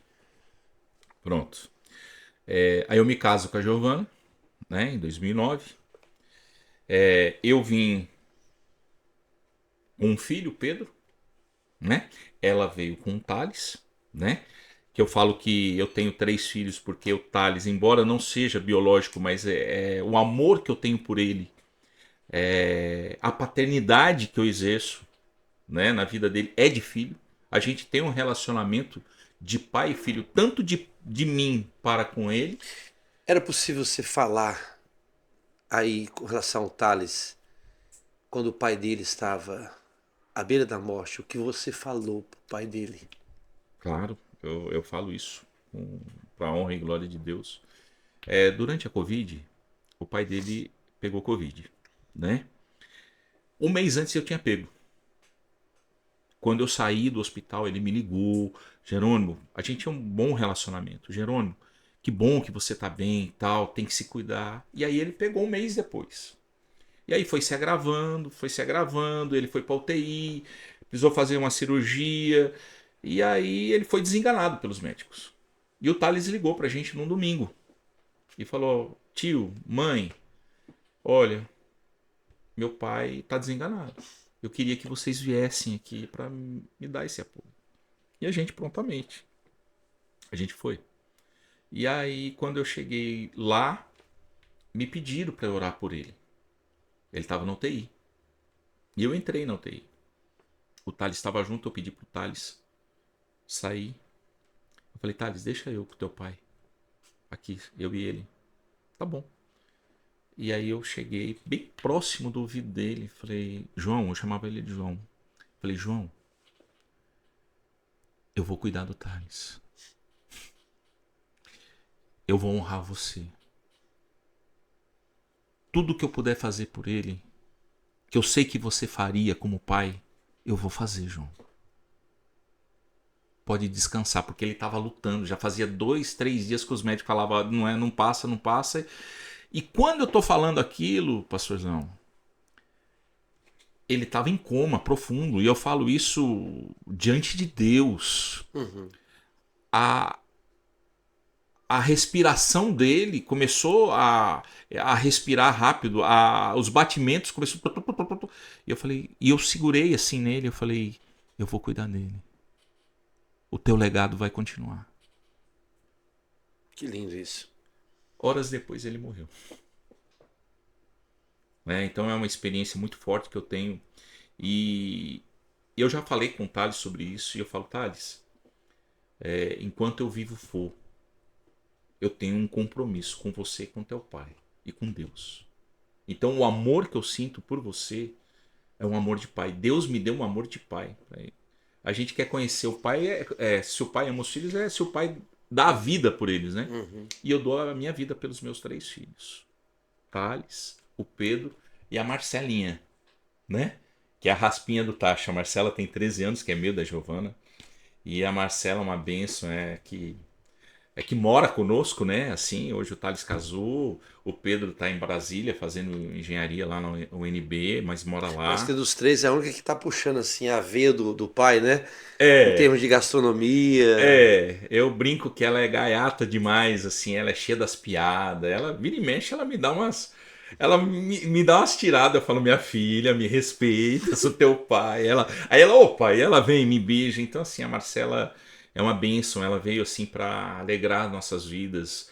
E eu, dois fatos, me permita dizer Hum, isso, já que a gente está falando sobre paternidade, dois fatos que marcou a minha vida com a Marcela, que o primeiro foi que um dia eu estava vendo o Instagram, o story, tá, e tinha um story dela, a foto dela, e ela dizendo assim: um dia eu quero ter um marido que me olhe assim como meu pai olha a minha mãe. E quando eu vi aquilo, eu comecei a chorar, hum, porque eu pensei, poxa, eu estou sendo referência de homem, estou sendo referência de pai, de marido. A minha filha está olhando para mim e está vendo o modelo ideal de marido, né? E eu chorei demais aquela noite, junto com a Giovana. Eu falei, Giovana, a gente está no caminho certo. Outro dia, outra vez, ela virou assim para mim e falou assim: papai, eu quero dizer, teve um pregador, teve um homem que veio na igreja que falou assim: ó, você quer saber como está a educação sua com seus filhos? Pergunte para os seus filhos se você respeita ou se você tem medo de você.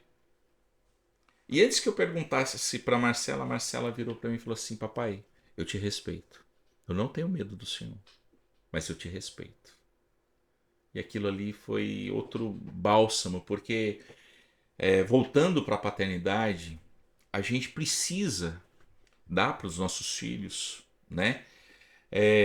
Segurança para eles. uhum, A gente tem que dar direção. A gente precisa dar limite, né? Só que muitos invertem isso, pastor. Acham que dar limite, muitas vezes, é você. Não que a gente. É você passar do ponto. A gente percebe que tem muitos pais que acham que dar limite é de outra forma. uhum, Dar limite é você, de acordo com a palavra de Deus, uhum, é você dar uma segurança e você saber conversar com os seus filhos. Porque tem muitos pais que dão presentes, mas não dão presença, uhum, entendeu?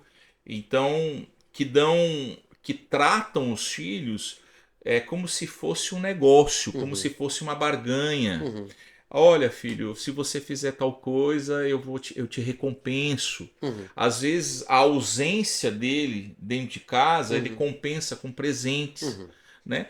E o que o filho mais precisa é da presença paterna, né? Mas uma presença que o filho olhe para o pai e tenha segurança nele. uhum, Saber que ele pode contar com o seu pai, que ele pode virar e falar assim: pai, eu tô com medo nisso uhum, aqui na escola, eu tô com insegurança nisso aqui. uhum, E às vezes a gente vê que os pais muitas vezes não aceitam, repreendem os filhos. uhum, Os filhos abrem o coração para os pais e uhum, os pais, ao invés de aconselhar, os pais, ao invés de mostrar o caminho, nossa, para que isso? Você não precisa estar com isso, você está com medo disso porque. Não. E o pai tem que entender isso. uhum, O pai tem que ser o porto seguro dos filhos. Entendeu? O filho tem que ser a primeira pessoa que o filho tem que contar alguma coisa, ou é para o seu pai ou para sua mãe, não para outras pessoas lá uhum, fora, né? Então a gente vem com a Marcela fazendo isso, uhum, dando limite, direcionamento.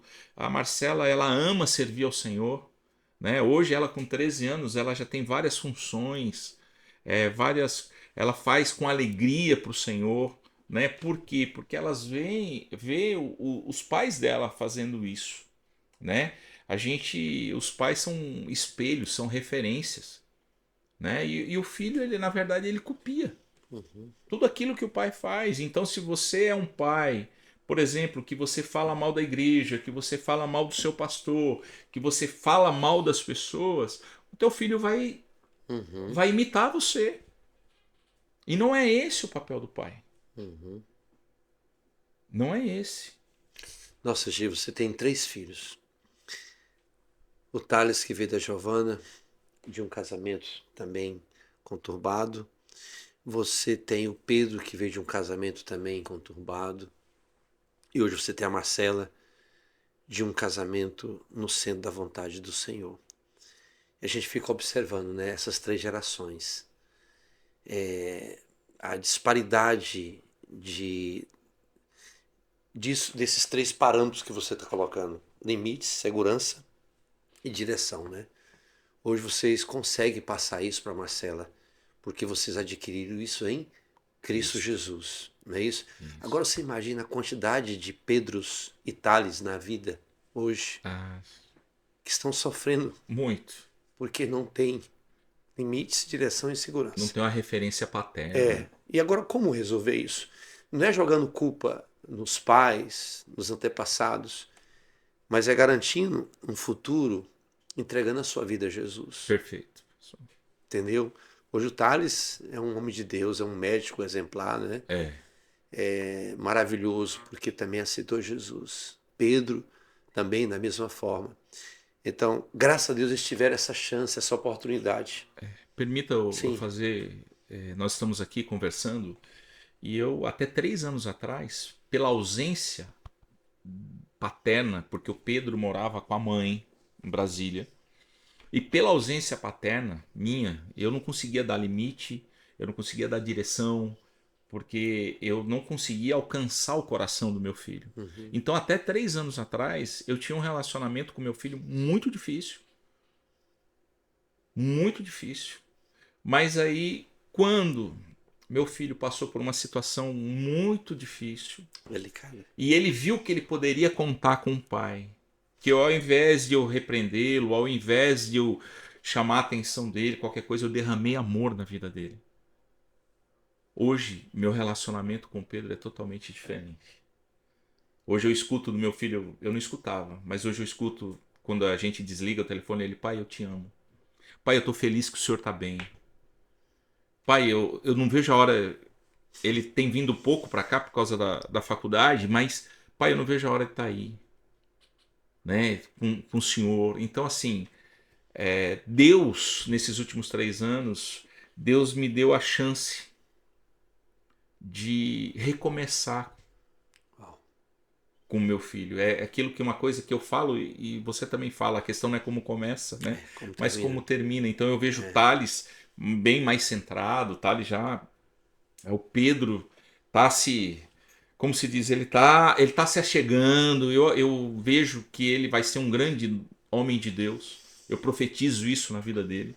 E a Marcela aí, falando um pouco agora da Giovana, né? Como tinha falado antes, a Giovana é uma mulher de Deus e ela tem sido uma mãe exemplar, muito sábia, né? Ela tem ajudado muito e tem sido uma companheirona.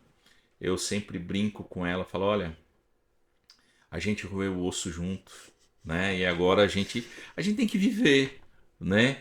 Então, assim, é uma mulher de Deus, é uma mulher que vem sendo trabalhada por Deus, ela vem, o ministério dela, né?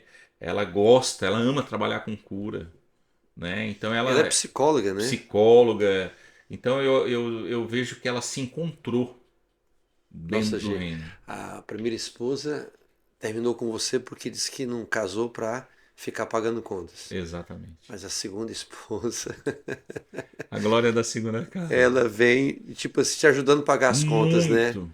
Eu fico imaginando a relação de Deus com a humanidade, né? O primeiro Adão, ele agiu exatamente assim, né? Ele não pagou a conta, né? Já o segundo Adão, que é Jesus, veio e pagou a nossa conta, É. né? Então isso é maravilhoso, Gê. Gê, a tua vida, a tua história de vida é um exemplo, é maravilhoso. Você tem uma história. E agora que está começando, o negócio começando a ficar emocionante aqui a nossa conversa, né?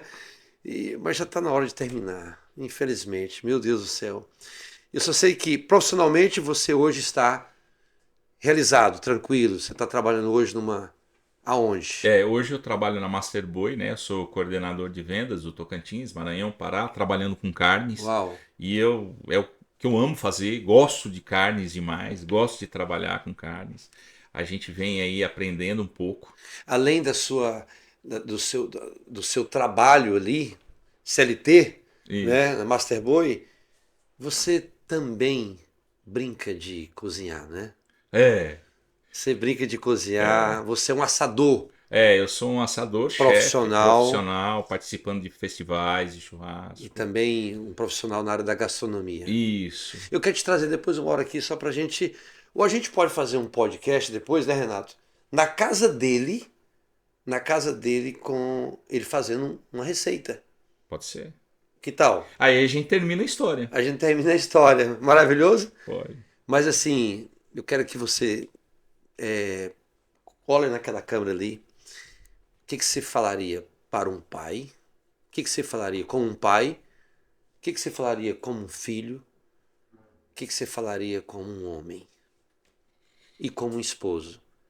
Ó, Pá, rapidamente. como um como um pai eu diria que eu ainda preciso melhorar muito, né?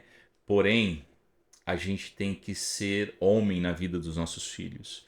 E a gente tem que ser um pai que dê, como eu já falei, limite, direção e segurança. E falar para você, pai, que a sua família é mais importante de tudo. É mais importante que o seu trabalho. É mais importante que o seu status. Coloque a sua família, a tua esposa e os teus filhos acima de qualquer coisa. Amém? Uau. Como filho, eu quero dizer que como filho eu sou um filho tratado, curado, que amo os meus pais demais, amo meu pai, amo minha mãe. Amém. Eu louvo a Deus pela vida deles e eu peço a Deus todos os dias para eu ser um filho melhor e que eu possa ter condições, saúde para cuidar deles. Eu amo vocês e eu só quero ser um filho cada dia melhor. Pai, filho, Esposo. esposo. Como esposo, eu quero te dizer, Amoreco, meu amor, que tem sido maravilhoso viver ao teu lado. E como esposo, eu tenho aprendido muito com você. Acredito que você tenha aprendido muito comigo. Mas o nosso projeto, o maior projeto de Deus é a família. E eu como esposo, eu tenho que ser, quero ser, continuar sendo o sacerdote, né? O sacerdote, aquele que provê a casa, mas amando você cada dia mais. E como homem.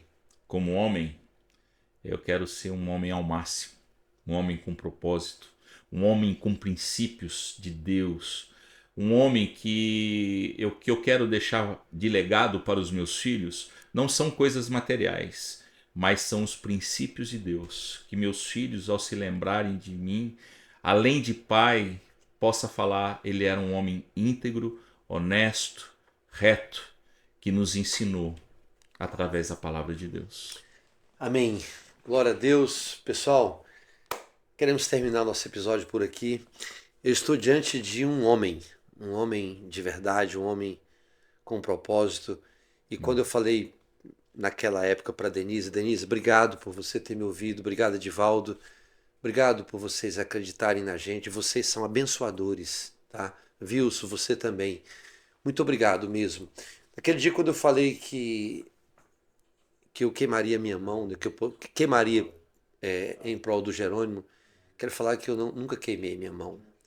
Eu estou diante de um homem que começou do zero trabalhando, sabe o que é trabalhar, um homem que sabe o que é ser rico, ter as coisas, um homem que teve prejuízos, quebrou, um homem que teve a tristeza e a alegria de um casamento, um homem que sofreu como um filho, padeceu também como um pai, passou fome, necessidade, quando ainda estava no mundo, e que hoje é um exemplo de um homem de Deus, um bom esposo. Eu falo porque eu estou diante dele aqui. Para mim, se me perguntarem de uma família, uma referência à família, na Igreja Ágape, essa é uma família de referência. Irmão Rubens, irmã Nela, irmão Jerônimo, irmã Fernanda, seus filhos, vocês são exemplos. Eu quero agradecer a Deus que vale a pena, compensa, vale a pena investir em vidas. Eu estou diante desse homem de Deus maravilhoso que não mede esforços para ajudar as pessoas. Eu louvo a Deus pela sua paternidade, pela sua filiação, pela sua hombridade e pela sua servidão. Obrigado mesmo, Jerônimo. Deus te abençoe. Muito obrigado por compartilhar da sua história aqui conosco. Amém. Deus abençoe. Pessoal, quero agradecer a Deus e também aos nossos patrocinadores, Visão Transporte, a Design Móveis e Decorações, Marco Construtor Empreendimento, Aranet Telecom, Íntimos Cosméticos, Dr. Jairo Rocha, a Hiperfarma, a Renovar Recapage e a Avó Tuca. Muito obrigado por vocês acreditarem nesse programa e permitirem que histórias como essas, esta e outras, possam ir para o ar, trazendo edificação e paz e bem sobre cada um de nós. Muito obrigado. Voltamos no nosso próximo episódio. Que Deus abençoe a todos.